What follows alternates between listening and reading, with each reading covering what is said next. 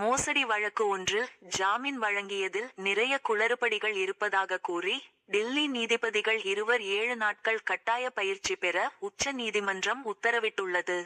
தில்லியை சேர்ந்த சிக்ஷா ரத்தோர் மற்றும் அவரது கணவர் மீது 1.9 கோடி ரூபாய் மோசடி செய்ததாக நெட்சிட்டி சிஸ்டம்ஸ் என்ற நிறுவனம் புகார் அளித்தது.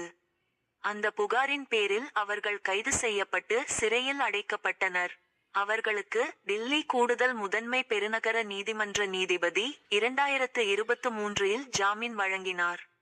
அதை அமர்வு நீதிமன்றம் மற்றும் டில்லி உயர் நீதிமன்றம் 2024இல் உறுதி செய்தது.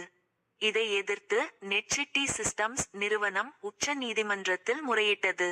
மனுவை விசாரித்த நீதிபதி அமனுல்லா சிக்ஷா ரத்தோர் மற்றும் அவரது கணவரின் ஜாமீனை ரத்து செய்தார். 2 வாரங்களில் விசாரணை நீதிமன்றத்தில் சரணடைய உத்தரவிட்டார்.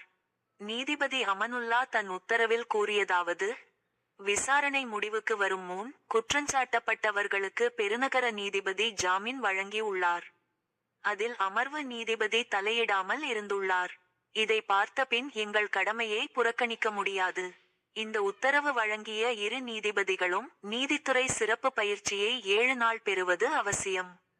இதற்காக டில்லி உயர் நீதிமன்ற தலைமை நீதிபதி உரிய ஏற்பாடுகள் செய்ய வேண்டும். இந்த வழக்கில் விசாரணை அதிகாரிகள் காவலில் எடுக்க வேண்டிய தேவையில்லை என கூறியுள்ளனர். டில்லி போலீஸ் கமிஷனர் அவர்களின் நடத்தை குறித்து நேரடியாக விசாரணை நடத்தி தேவையான நடவடிக்கை எடுக்க வேண்டும். இவ்வாறு அவர் கூறியுள்ளார்.